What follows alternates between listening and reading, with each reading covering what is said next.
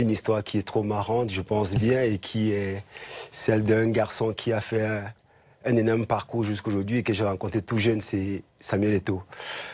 98, on doit jouer au Cameroun contre le Ghana. Il arrive tout jeune, hein. Il vient d'arriver à Majorque, personne ne connaît encore. Il est dans ma chambre, moi j'étais un peu plus ancien, ça faisait 5 ans que j'étais là. Alors je reçois, il est dans ma chambre, il dit, grand frère, je dis oui, il me dit, je vais être le meilleur avant-centre de tout le temps au Cameroun. Je dis, il a du tout père, hein. Il ne connaît même pas encore. Il me dit, je suis le meilleur avant-centre de tous les temps. Demain, on gagne le Ghana et tout le monde parlera de moi. Et aujourd'hui, il est ce qu'il est. Donc ça, c'est Samuel Eto'o, je suis content. Il avait marqué contre le Ghana ou il avait... On a perdu 3-1, il a marqué le seul but. Ah ouais. Et je ne vous dis pas combien il était heureux. Et c'est comme ça, ce garçon. Il vous dit quelque chose, personne ne croit, mais lui, seul y croit. Et il y arrive. Donc ça, c'est Samuel Eto'o. Il a confiance en lui. Oh, il a trop confiance en lui. Ouais, l'arrogance, ça peut être mal pris, mais si c'est de l'ambition, ça va avec l'ambition et que ça passe, c'est beau. Oui, mais c'est toujours un travailleur. C'est quelqu'un qui savait quelque part qu'il y avait ce vide à ce moment qu'il fallait combler. Il a travaillé, il a bossé. On avait Patrick Mboma à côté, mais qui était plus européen. Mais quand Samuel Eto'o est arrivé, il a fait un peu la magie et voilà quoi. Il est arrivé, il a montré à tout le monde que... Ouais, surtout qu'il y avait l'an quand même de Roger Milla quoi, sur le football camerounais. Surtout quand on cherchait un remplaçant, Roger Milla. On disait qu'il fallait quelqu'un qui était emblématique comme Roger Milla, bien qui pouvait porter la relève. Ouais. Et chez nous, on disait aussi que Roger Milla, il avait plus ou moins gardé le gris-gris donné à personne. Il fallait qu'il trouve quelqu'un pour donner le gris-gris. Alors Samuel Eto'o, il arrive. 98, l'année d'après, il est meilleur buteur, tout le monde parle de lui, il s'entend très bien avec Roger Milla. Alors tout le monde dit, ah ok, on comprend maintenant. Roger Milla a donné le reste du gris-gris. Alors nous, on dit à Roger Milla, mais alors Roger, tu peux donner à Samuel seul, pense à nous. Il dit non, il restait un tout petit peu. Le marabout m'a donné le dernier, j'ai donné à Samuel Eto'o. Tu crois, toi, le marabout? Moi, je ne crois pas parce que je crois en Dieu. Mais chez nous, en Afrique, je pense que ces choses-là existent parce que moi je rappelle, je jouais au Tonnerre de Yaoundé. Et au Tonnerre de Yaoundé, on avait des soi-disant marabouts qui arrivaient avant le match. Alors, il arrivait un jour, et on devait jouer le lendemain contre Canon de Yaoundé. C'était un match très important, c'est tous les duels Canon-Tonnerre. Il arrive le soir, il vient avec, il y a des lézards, on appelle ça le margouillard, une tête rouge. Il vient à la tête du margouillard, il prend tous nos chaussures, il dépose, il prend la tête, il fait des trucs, il fait des trucs. Il dit, tout le monde, il prend sa paire de godasses et il va directement à son lit, sans regarder derrière. Donc chacun, tu viens, je prends, je pars, d'autres viennent, prennent pas. Et alors il y a un mec qui est trop marrant, on l'appelle Tigana, il est trop marrant, c'est un ami d'enfance. Il vient, on lui prend ses godasses, il oublie, il continue. Il avance. Et alors quelqu'un lui dit, mais Tigana, t'as oublié tes godasses? Il dit, non, je ne me retourne pas. Si vous voulez me vendre, c'est pas moi que vous allez avoir. Il continue, il laisse ses godasses, tu vois, c'était marrant. Et lendemain, on va jouer, on perd 2-0. Mais tu penses qu'il y a l'utilisation des marabouts pour les équipes, les adversaires en fait? Je pense que ça existe beaucoup. Il y a un pays qui est particulier, c'est le Gabon. On a joué souvent des matchs. On arrive comme ça avant un match crucial contre le Gabon. L'arbitre dit les deux équipes, on se dirige vers le stade. On arrive. Le Cameroun est aligné, on attend le Gabon. 2 minutes, 3 minutes. Quand ils arrivent, mais ils avaient une odeur de cadavre. Tu sais quoi ça? Ils sentaient bizarre. Ils sentaient le blanc. Ils avaient une odeur. Mais il paraît qu'on sent pas, nous. Il paraît qu'on sent le cadavre. Il paraît qu'on sent le mort. Ils avaient une odeur, mais terrible. L'arbitre dit, il ne peut pas supporter d'y aller, on va au stade. On arrive au stade, on commence le match. On est 11, ils sont 10. Il y a un de leurs joueurs qui n'entre pas. L'arbitre donne le coup de sifflet. Le capitaine m'a dit, mais commence. On commence le match à 11, Cameroun, et ils sont 10. Pendant 5 minutes. Après le 11e joueur, il entre. Et on demande pourquoi ils disent que c'est le marabout qui a demandé de faire ça. Ah ouais, quand même. Ah non, mais des fois, c'est vrai que ça va loin. Hein. Tu sais, il y a... En Afrique, les joueurs, il y a beaucoup de joueurs qui croient au marabout. Bah, la question, c'est de savoir, est-ce qu'il y a des joueurs qui utilisent la sorcellerie, entre guillemets, Moi, marabout? je l'ai vu en vrai de vrai avec Pierre Aubameyang, le papa de Pierre-Emerick Aubameyang, qui marchait, qui était en train de faire une saison extraordinaire, et du jour au lendemain, boum, tombé. Il marchait plus, il est allé à l'hôpital à Paris, il s'est enfui de l'hôpital, rentré en voiture en espérant que ses pieds répondent, est parti au Gabon, ils l'ont foutu dans un bain, je sais pas quoi, il m'a expliqué. Et là, il est sorti une grosse pierre. Enfin, il est revenu, il est allé voir un mec dans la Sarthe aussi, un sorcier que moi j'ai vu. Alors que j'avais un problème au ménisque, le mec m'a réglé le problème au ménisque, mais j'ai jamais compris comment ça s'était passé. Et Pierre est allé. Et est allé faire un footing, c'était terminé. Il s'était fait enlever, mais il s'était fait marabouter. Pendant un an, il n'a pas pu jouer. Je pense que moi, j'ai vécu quelque chose, on a vécu tous en 2000. On doit jouer avec M. Lechantre. Le coach, c'était Pierre Lechantre. On avait fait déjà 3 matchs avec une équipe type, plus ou moins. Sur le côté, j'ai joué. En avançant, on avait Patrick Boma et Désiré Diop. C'était l'équipe type, tout le monde savait, avant la compétition. Et tout, ne jouait pas. Alors, on arrive au Ghana, la veille du tournoi. C'est-à-dire 2 jours, le tournoi il commence. L'équipe type, elle est prête. Hein. On dit le lendemain, dernière séance d'entraînement avant que la compétition commence. On arrive. On avait un rituel. Chaque matin qu'on arrivait, avant le petit déjeuner, on attendait tous à la réception. Et quand tu arrives, tu salues, tout le monde salue tout le monde, comme d'habitude. Alors on arrive, tout le monde était là, presque tout le monde était. Et tout, en général, il vient toujours le dernier. Il aime bien ça, il arrive le dernier. Il laisse 1, 2, 3, 4, 5, 6 personnes, il ne salue pas. Il va, il salue Diop. Il prend la main de Diop comme ça, il salue Diop. Alors, nous, on va au déjeuner, on comprend, c'est normal. Tu m'as marabouté ou quoi? On va au déjeuner, c'est normal, nous. On arrive, on termine au déjeuner, 2 heures plus tard, on doit aller à l'entraînement. Tout le monde est dans le bus, mais Diop, il n'est pas là. Mais Diop, il est où? Personne ne comprend. On attend Diop une demi-heure, donc on dit on va à l'entraînement. Le médecin va, Diop est dans son lit. Il a mal au ventre, il fait une diarrhée, c'est pas possible. Attends, il fait une diarrhée, c'est pas possible. Alors, dans le bus, on se regarde tous. Et Patrick Boma, lui, c'est un blanc. Samuel, oui, qu'est-ce que tu as fait à Diop là? Il demande comme ça, en blague. Samuel dit, ben, c'est n'importe quoi. Le lendemain, et je te promets, c'est Diop était titulaire. Il n'a pas joué la compétition du tout. Et toi a fini meilleur buteur. Et le lendemain, qu'est-ce qui se passe? Et on a un joueur qui est trop marrant, Pius Diefi. Ouais. Et alors, comme le même rituel, le matin, tout le monde est prêt. Pius, il laisse tout le monde, il vient vers moi, il me tend la main. Je lui dis, mais t'es malade ou quoi? Je veux jouer, moi. Je lui dis, mais on t'a envoyé ou quoi? Tu laisses tout ce monde. Non, on va d'abord saluer les autres, après tu reviens vers moi. Et c'était devenu quelque chose. Donc le matin, quand on s'est levé, et c'est ça, quoi. Et c'est ça, Samuel. Donc aujourd'hui, moi, je sais pas, mais je l'ai vécu avec Diop. Je te dis, Diop a fait toute la compétition, il n'a joué aucun match. Peut-être il était titulaire. On est parti de là, il a perdu 5 kilos. Et Diop, il avait la mentalité européenne. Lui, c'est un blanc. Donc quand on nous raconte, il dit, bah, ça va, c'est n'importe quoi. Mais à la fin, il a compris. Ah ouais, parce que je pensais aussi qu'il fallait que ce soit fait entre gens qui y croyaient, quoi, tu vois. Je croyais que c'était, si tu le fais à toi ou à moi et qu'on n'y croit pas, ça peut peut-être pas marcher, tu vois. Mais je croyais que ça marchait entre gens qui y croyaient. Mais non, la preuve que non, parce que Job, il y croyait pas trop. Et, non, pas du tout. Mais c'est des trucs qu'on vit à l'intérieur, c'est difficile de croire. Mais pourtant, ça aussi, l'équipe du Cameroun. Non, mais je rigolais tout à l'heure, mais en fait, je rigole plus là. Mais tu m'as serré la main, tu m'as mais il a raboté quand même. Tu joues plus au foot, tu joues plus au foot.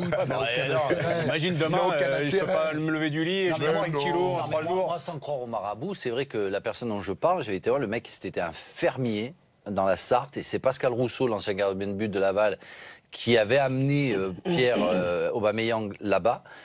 Et moi, je m'étais pété le ménisque interne et je devais me faire opérer. Après les matchs, je pouvais plus ou tendre ou plier, ça me faisait mal. Et le mec, alors je te jure, hein, il m'a demandé de manger, d'apporter une assiette. Il l'a mis sur le gaz. Si tu essayes, toi, avec une assiette normale, l'assiette, elle explose en 30 secondes. Moi, elle est restée pendant un quart d'heure et il a dû la casser. Et après, il m'a mis les 2 mains sur le genou. Puis après, il a fait comme ça. Je suis rentré dans la voiture avec Pascal. J'ai dit, ouais, ton copain, tu le payais ce que tu voulais, tu vois. Il a fumé. Et j'ai dit, ouais, son copain, il fait c'est n'importe quoi. J'ai toujours autant mal. Et il me dit, ah ouais, ça n'a peut-être pas marché. Je me suis levé le lendemain matin, j'ai jamais eu mal au genou. Rien. Mais ça, jamais j'ai été opéré. Moi, j'ai vécu la même chose, moi, au Cameroun. J'ai vécu la même chose au Cameroun. Comment tu veux expliquer ça? J'ai joué en Hollande à l'époque. Et on a juste la Coupe d'Afrique des Nations 2000 qui arrivait. 2 mois avant, j'ai pris un coup à la cheville. La cheville, elle s'est tordue comme ça. J'ai porté un plâtre pendant 2 semaines. J'arrive au Cameroun. J'ai dit, je pense que c'est fini, je ne peux pas aller. J'ai une grande tante qui me dit, non, c'est pas possible, tu vas aller en Coupe d'Afrique. Je dis, non, je ne peux pas, ma cheville, elle ne peut pas. Le docteur m'a donné 2 mois au moins pour récupérer. Elle m'a dit, non, tu vas là. Elle m'a amené chez un monsieur. il me dit, assieds-toi, je m'assieds comme ça. Il prend une chaise, il pose, il bloque mes jambes. Il prend un coq, tu vois le coq. Il pose le coq sur mon pied. Il frotte. Il prend le coq, il casse le pied du coq. Ah, je te promets. Mais il était vivant, le coq? Mais le coq était vivant. Aïe, aïe, aïe. Il fait ça, il casse le pied du coq. Et il prend deux brindilles de balai, je sais pas quoi. Il attache les pieds du coq, il attache les deux et il jette le coq. Et le coq, il va en boitant. Il boite. Pendant une demi-heure, le coq boite. À un moment, le coq ne boite plus. Je regarde, je dis, mais c'est quoi ça? Il me dit, lève-toi. Je me lève, il me dit, vas-y. Il me dit, vas-y, tu peux t'entraîner. Je dis, mais c'est n'importe quoi. Qu'est-ce qu'il me raconte celui-là? Il me dit, vas-y. J'avais peur, il y a quand même la crainte. Je me lève, de l'après-midi, j'étais arrondi avec mes potes. Je dis, bon, je vais aller quand même un peu faire un footing. Et je cours. Ça faisait 3 semaines, je m'étais tordu la cheville. Mais alors, je te jure, je te promets, c'était énorme. Je cours, je ne sens pas. Le lendemain, j'ai joué au ballon. Comme quoi. William, il n'est même pas étonné. Moi oh, pas du tout. William, Pas du tout, tu j'ai peux vu pas des faire un choses truc pour tes aussi. 2 petits mollets de coq, là? Ouais, c'est vrai que pour mes petits mollets, j'aurais dû faire quelque chose. T'as des mollets de coq, toi? J'ai des mollets de coq, mais ils ne tiennent pas, mes mollets. J'aurais dû faire quelque chose, mais non, je ne suis pas étonné parce que en club, j'ai joué avec des joueurs africains, j'ai vu certaines choses et sur le coup, ouais. Sur Didier le coup, Drogba, il n'utilisait pas ça. Comment? Il n'utilisait pas ça. Non, mais en rigolant, quand j'étais à Arsenal, quand je jouais à Arsenal, lui, il était à Chelsea. En rigolant, je l'appelais au téléphone et je lui disais, vas-y, détache un peu Tchenchenko, parce que Tchenchenko était arrivé à Chelsea et il ne mettait pas un pied devant l'autre. Et un jour, on a rendez-vous en sélection et on devait jouer contre l'Ukraine. Ukraine-France. Et là, il y avait Tchenchenko qui jouait. Et bon, moi, dans ma tête, je me dis, bah, attends, Tchenchenko, il ne met pas un pied devant l'autre. Bon, pour le marquer, ça va être un peu, ça va être un peu plus facile. Et là, le gars, je crois qu'il a dû nous mettre un doublé. Il courait de partout. Incroyable. Il revient en club. Il met pas un pied devant. Il met pas un pied devant moi. Et là, je rappelle Didier, je dis, arrête un peu. Et là, il rigole, il me dit, mais non, j'ai rien fait. Mais bon, après, voilà, soit tu C'était y qui le crois, soit joueur? tu... C'était qui? Shevchenko. Tchenchenko. Qui ça? Bon, tu m'embêtes. C'est vrai que c'est pas pas clair ça. ton truc. C'est pas ton C'est vrai truc, que c'est pas ça, clair, ton Tchenchenko, prénom, là. Hein? Mais bon, voilà, Comment quoi. on dit Ça... Et Jichen. Shevchenko. Shevchenko. Shevchenko. Ah, Shevchenko, d'Ukraine. Shevchenko. Mais L'Ukraine. après, Un pareil, Chinois, non, à Arsenal, Tchenchenko. j'ai connu aussi des joueurs à Arsenal. Shevchenko. Shevchenko avec l'Ukraine, quand j'ai signé en Ukraine, c'est une meilleure celle-là. Alors, je partais de la Hollande, c'est professionnel. Tu as en Roda, la Hollande, c'est professionnel, c'est comme en France, discipliné.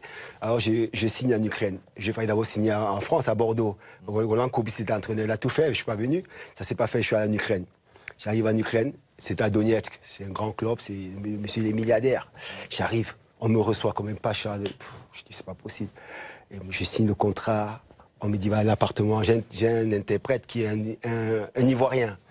Alors le président me dit, bon, sois le bienvenu, tu vas à l'appartement et je te fais une surprise. Moi je dis, tranquille, peut-être qu'il va m'envoyer l'oseille, on ne sait jamais. Ça peut être quoi la surprise? J'arrive, l'appart, joliment, très beau, je m'installe. Je zappe la télé sans zapper, je pense à autre chose, j'appelle la famille, je suis content. 1 heure, 2 heures, 3 heures plus tard, on sonne à ma porte. J'ouvre, l'interprète qui entre. Derrière, il y avait une blonde, mais alors une jolie blonde. Moi, je crois que c'est son épouse. Il entre, il me dit, bon, le président a dit que Tu pouvais pour te t'amuser. remercier, on te fait masser. Pour te faire masser. Tu t'es fait masser? Pas n'importe quoi. J'ai dit, bah, et moi, je pense que c'était un piège. J'ai dit, mais qu'est-ce que tu racontes? Il m'a dit, si. Ici, c'est comme ça, on t'accueille, tu sois le bienvenu. Je suis resté perplexe, j'ai dit, mais c'est pas possible. Il dit, non, c'est gentil quand même. Ah, ils savent recevoir. Ah, ils savent Ils savent Vous auriez recevoir. dû jouer en Ukraine.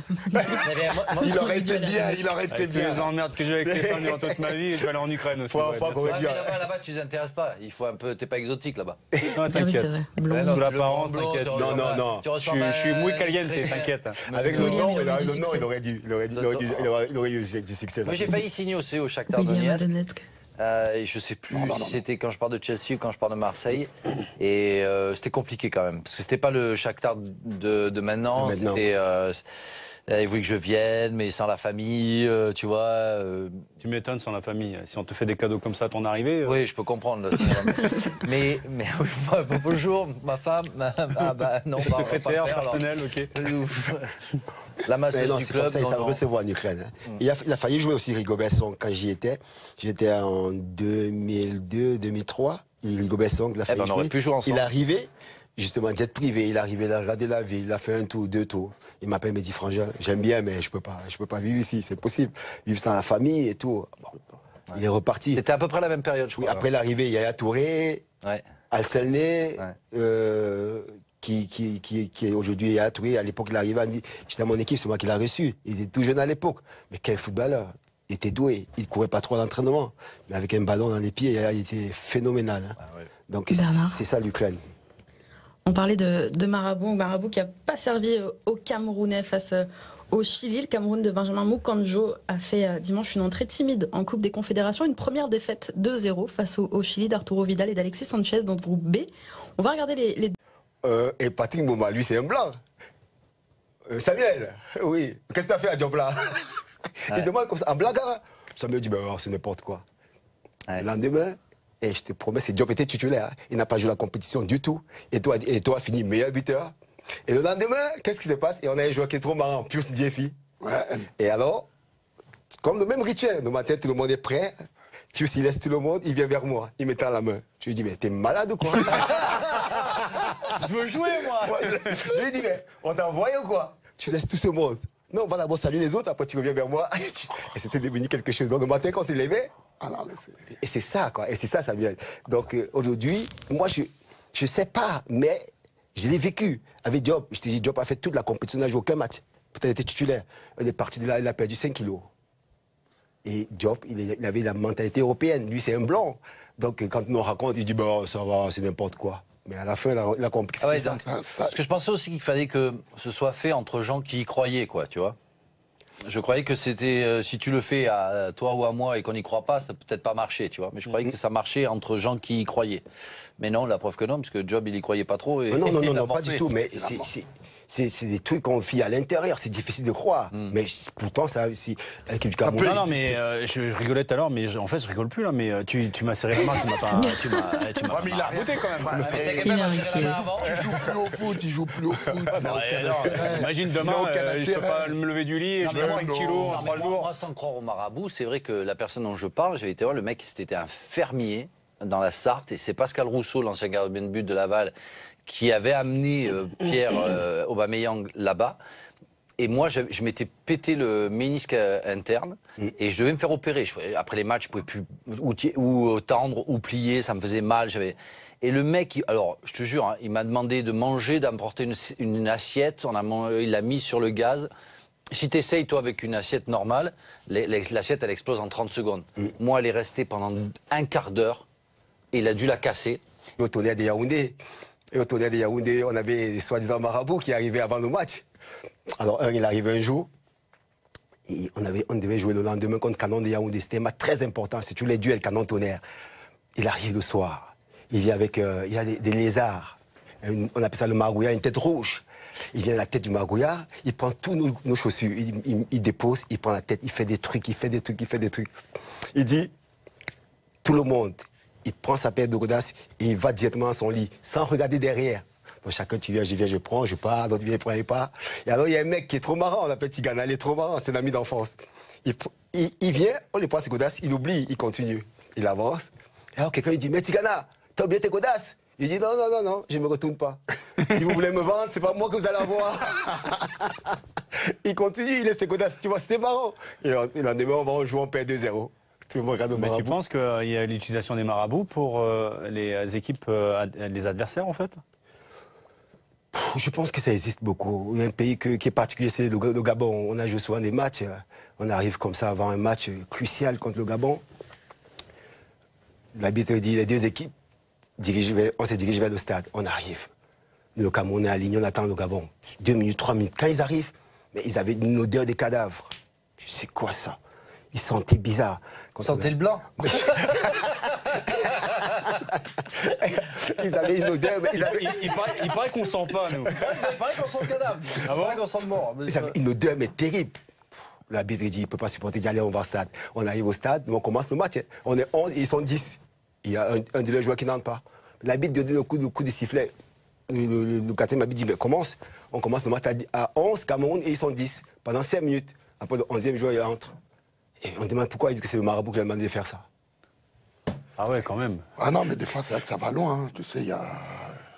En Afrique, les joueurs, il y a beaucoup de joueurs qui y croient hein, au marabout. Bah, la question, c'est de savoir, est-ce qu'il y a des joueurs qui utilisent la sorcellerie, entre guillemets, Moi, je l'ai vu en vrai de vrai. Et après, il m'a mis les deux mains sur le genou. Puis après, il a fait comme ça. Je suis rentré dans la voiture avec Pascal. J'ai dit, ouais, ton copain, tu le payais ce que tu voulais, tu vois. Il a fumé. Et j'ai dit, ouais, son copain, il fait c'est n'importe quoi. J'ai toujours autant mal. Il me dit, ah ouais, ça n'a peut-être pas marché. Je me suis levé le lendemain matin, j'ai jamais eu mal au genou. Rien. Mais ça, jamais j'ai été opéré. Moi, j'ai vécu la même chose, moi, au Cameroun. J'ai vécu la même chose au Cameroun. Comment tu veux expliquer ça? J'ai joué en Hollande à l'époque. Et on a juste la Coupe d'Afrique des Nations 2000 qui arrivait. 2 mois avant, j'ai pris un coup à la cheville. La cheville, elle s'est tordue comme ça. J'ai porté un plâtre pendant 2 semaines. J'arrive au Cameroun. J'ai dit, je pense que c'est fini, je ne peux pas aller. J'ai une grande tante qui me dit, non, c'est pas possible, tu vas aller en Coupe d'Afrique. Je dis, non, je ne peux pas, ma cheville, elle peut pas. Le docteur m'a donné 2 mois au moins pour récupérer. Elle me dit, non, tu vas là. Elle m'a mené chez un monsieur. Il me dit, assieds-toi, je m'assieds comme ça. Il prend une chaise, il pose, il bloque mes jambes. Il prend un coq, tu vois le coq. Il pose le coq sur mon pied. Il frotte, il frotte, il frotte. Il prend le coq, il casse le pied du coq. Ah, je te promets. Mais il était vivant, le coq? Le coq était vivant. Aïe, aïe, aïe. Il fait ça, il casse le pied du coq. Et il prend deux brindilles de balai, je sais pas quoi. Il attache les pieds du coq, il attache les deux et il jette le coq. Et le coq, il va en boitant. Il boite, il boite. Pendant une demi-heure, le coq boite. À un moment, le coq ne boite plus. Je regarde, je dis, mais c'est quoi ça? Il me dit, lève-toi. Je me lève, il me dit, vas-y. Il me dit, vas-y, tu peux t'entraîner. Je dis, mais c'est n'importe quoi. Qu'est-ce qu'il me raconte celui-là? Il me dit, vas-y. J'avais peur, il y a quand même la crainte. Je me lève, l'après-midi, j'étais arrondi avec mes potes. Je dis, bon, je vais aller quand même un peu faire un footing. Et je cours. Ça faisait 3 semaines, je m'étais tordu la cheville. Mais alors, je te jure, je te promets, c'était énorme. Je cours, je ne sens pas. Le lendemain, j'ai joué au ballon. Comme quoi. Comme quoi. William, il n'est même pas étonné. Moi oh, pas du tout. William, pas du tout. Tu vas pas faire un truc pour tes 2 petits mollets de coq, là? Ouais, c'est vrai, pour mes petits mollets, j'aurais dû faire quelque chose. T'as des mollets de coq, toi? J'ai des mollets de coq, mais ils ne tiennent pas, les mollets. J'aurais dû faire quelque chose, mais non, je ne suis pas étonné parce que en club, j'ai joué avec des joueurs africains, j'ai vu certaines choses et... Pierre Aubameyang, le papa de Pierre-Emerick Aubameyang, qui marchait, qui était en train de faire une saison extraordinaire, et du jour au lendemain, boum, tombé. Il marchait plus, il est allé à l'hôpital à Paris, il s'est enfui de l'hôpital, rentré en voiture en espérant que ses pieds répondent, et parti au Gabon, ils l'ont foutu dans un bain, je sais pas quoi, il m'a expliqué, et là il est sorti une grosse pierre, enfin il est revenu, il est allé voir un mec dans la Sarthe aussi, un sorcier que moi j'ai vu, alors que j'avais un problème au ménisque, le mec m'a réglé le problème au ménisque, mais j'ai jamais compris comment ça s'était passé, et Pierre est allé faire un footing, c'était terminé. Il s'était fait enlever, mais il s'était fait marabouter. Pendant 1 an, il n'a pas pu jouer. Je pense que moi, j'ai vécu quelque chose, on a vécu tous en 2000. On a joué avec M. Lechantre, le coach c'était Pierre Lechantre. On avait fait déjà 3 matchs avec une équipe type, plus ou moins. Sur le côté, j'ai joué. En avançant, on avait Patrick Boma et Désiré Diop. C'était l'équipe type, tout le monde savait, avant la compétition. Et tout, ils ne jouaient pas. Alors, on arrive au Ghana, la veille du tournoi. C'est-à-dire 2 jours, le tournoi il commence. L'équipe type, elle est prête. Hein. On dit le lendemain, dernière séance d'entraînement avant que la compétition commence. On arrive. On avait un rituel. Chaque matin qu'on arrivait, avant le petit déjeuner, on attendait tous à la réception. Et quand tu arrives, tu salues, tout le monde salue tout le monde, comme d'habitude. Alors on arrive, tout le monde était là, presque tout le monde était. Et tout, en général, il vient toujours le dernier. Il aime bien ça, il arrive le dernier. Il laisse 1, 2, 3, 4, 5, 6 personnes, il ne salue pas. Il va, il salue Diop. Il prend la main de Diop comme ça, il salue Diop. Alors, nous, on va au déjeuner, on comprend, c'est normal. Tu m'as marabouté ou quoi? On va au déjeuner, c'est normal, nous. On termine au déjeuner, 2 heures plus tard, on doit aller à l'entraînement. Tout le monde est dans le bus, mais Diop, il n'est pas là. Mais Diop, il est où? Personne ne comprend. On attend Diop une demi-heure, donc on dit on va à l'entraînement. Le médecin va, Diop est dans son lit. Il a mal au ventre, il fait une diarrhée, c'est pas possible. Attends, il fait une diarrhée, c'est pas possible. Dans le bus, on se regarde tous. Une histoire qui est trop marrante, je pense bien, et qui est celle d'un garçon qui a fait un énorme parcours jusqu'aujourd'hui et que j'ai rencontré tout jeune, c'est Samuel Eto'o. 98, on doit jouer au Cameroun contre le Ghana. Il arrive tout jeune, hein. Il vient d'arriver à Majorque, personne ne connaît encore. Il est dans ma chambre, moi j'étais un peu plus ancien, ça faisait 5 ans que j'étais là. Alors je reçois, il vient, il entre dans ma chambre, il me dit, grand frère, je dis oui, il me dit, je vais être le meilleur avant-centre de tout le temps au Cameroun. Je dis, il a dit tout père, hein. Il ne connaît même pas encore, il me dit, je suis le meilleur avant-centre de tous les temps. Demain on gagne le Ghana et tout le monde parlera de moi. Et aujourd'hui, il est ce qu'il est. Donc ça, c'est Samuel Eto'o, je suis content. Il avait marqué contre le Ghana ou il avait... On a perdu 3-1, il a marqué le seul but. Ah ouais. Et je ne vous dis pas combien il était heureux. Et c'est comme ça, ce garçon. Il vous dit quelque chose, personne ne croit, mais lui seul y croit. Et il y arrive. Donc ça, c'est Samuel Eto'o. Il a confiance en lui. Oh, il a trop confiance en lui. L'arrogance, ça peut être mal pris, mais si c'est de l'ambition, ça va avec l'ambition et que ça passe, c'est beau. Oui, mais c'est toujours un travailleur, c'est quelqu'un qui savait quelque part qu'il y avait ce vide à ce moment qu'il fallait combler. Il a travaillé, il a bossé. On avait Patrick Mboma à côté, mais qui était plus européen. Mais quand Samuel Eto'o est arrivé, il a fait un peu la magie et voilà quoi. Il est arrivé, il a montré à tout le monde que... Ouais, surtout qu'il y avait le nom quand même de Roger Milla quoi, sur le football camerounais. Surtout quand on cherchait un remplaçant, Roger Milla. On disait qu'il fallait quelqu'un qui était emblématique comme Roger Milla, bien qui pouvait porter la relève. Ouais. Et chez nous, on disait aussi que Roger Milla, il avait plus ou moins gardé le gris-gris donné à personne. Il fallait qu'il trouve quelqu'un pour donner le gris-gris. Alors Samuel Eto'o, il arrive.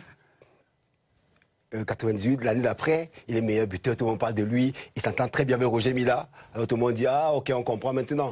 Roger Milla a donné le reste du gris-gris. Alors nous, on dit à Roger Milla, mais alors Roger, tu peux pas donner à Samuel seul, pense à nous. Il dit non, il restait un tout petit peu. Le marabout m'a donné le dernier, j'ai donné à Samuel Eto'o. Tu crois, toi, le marabout? Moi, je crois pas parce que je crois en Dieu. Mais chez nous, en Afrique, je pense que ces choses-là existent parce que moi je rappelle, je joue